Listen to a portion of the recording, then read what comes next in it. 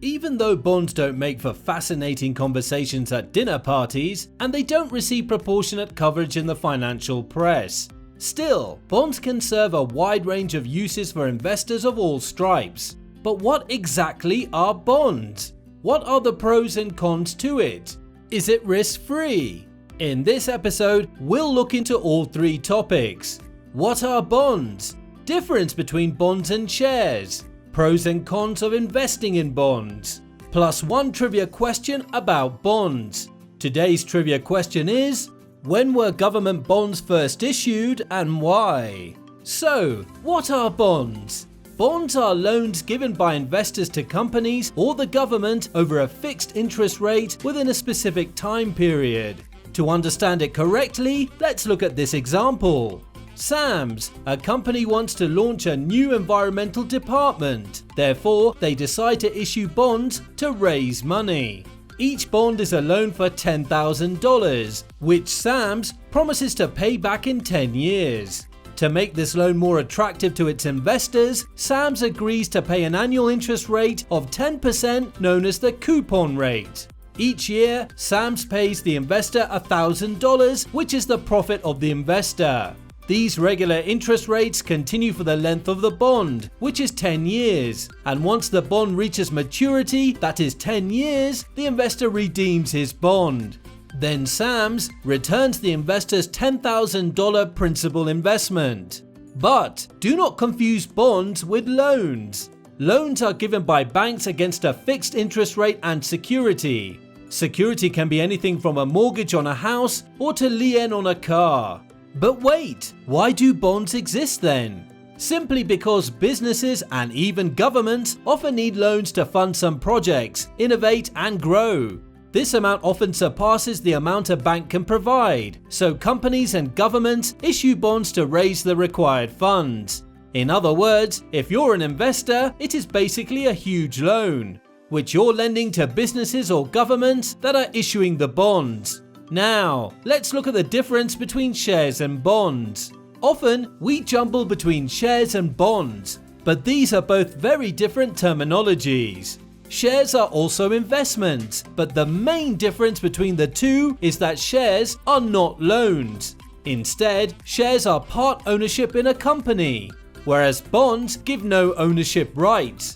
Therefore, you do not profit when the company is doing well when you own bonds, nor do you have to worry when it isn't, unless it can still give you back your face value.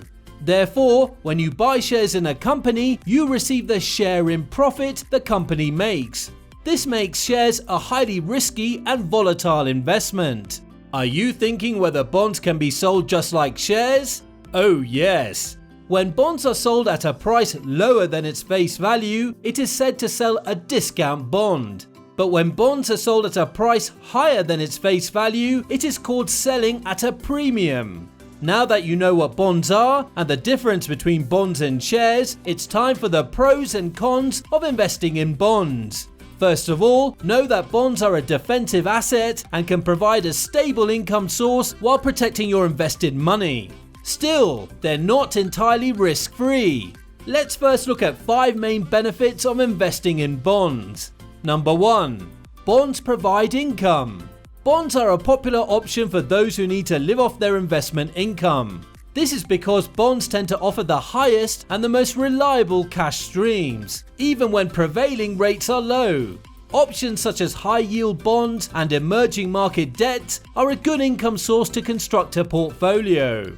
Most importantly, a diversified bond portfolio can provide decent yields with a lower volatility level than equities.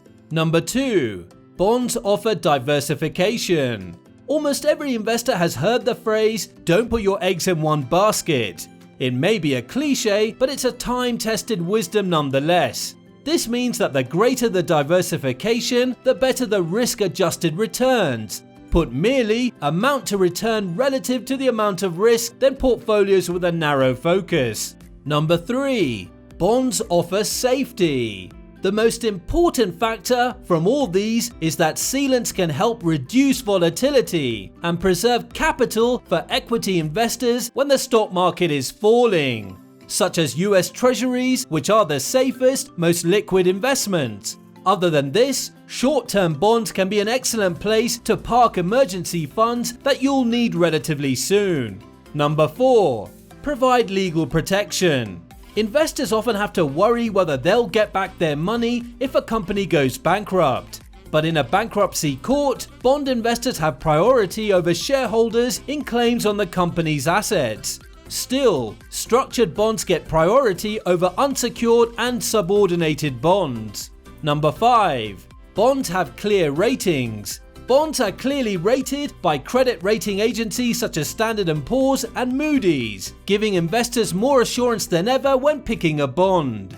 Now, let's dive into the 4 drawbacks of investing in bonds. Number 1.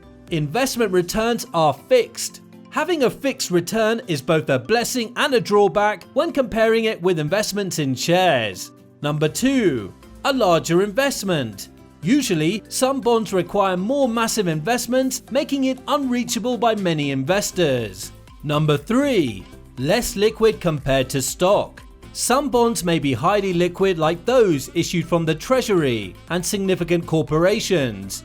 Still, bonds issued by a smaller, less financially stable company may be less liquid as fewer people are willing to buy them. Number 4. Direct exposure to interest rate risk. Interest rates affect the value of bonds more directly compared to stocks. If you plan on just receiving interest payments and holding the bond to maturity, this might not concern you. But otherwise, bondholders are more exposed to interest rate risk. Last but not least, how much should you really be investing in bonds? Well, the answer is never simple. This is because it depends on the age and assets one owns. Quite often, you'll hear an old rule that says investors should formulate their allocation among stocks, bonds, and cash by subtracting their age from 100.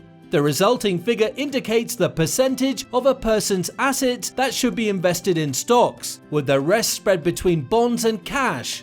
According to this rule, a 20-year-old should have 80% in stocks and 20% in cash and bonds, while someone who is 65 should have 35% of his or her assets in stocks and 65% in bonds and cash. That's it for this episode. Talking about the answer to the trivia question, the first official government bond issued by a national government was issued by the Bank of England in 1694 to raise money to fund a war against France. If you learned anything new, hit that like button and click the subscribe button if you'd like to learn more about personal finance and investing. To support us in making more videos like these, buy us a coffee from the link in the description below. Also, don't forget to leave us a comment if you want us to make videos on any such topic. Thank you, and we'll see you in the next episode.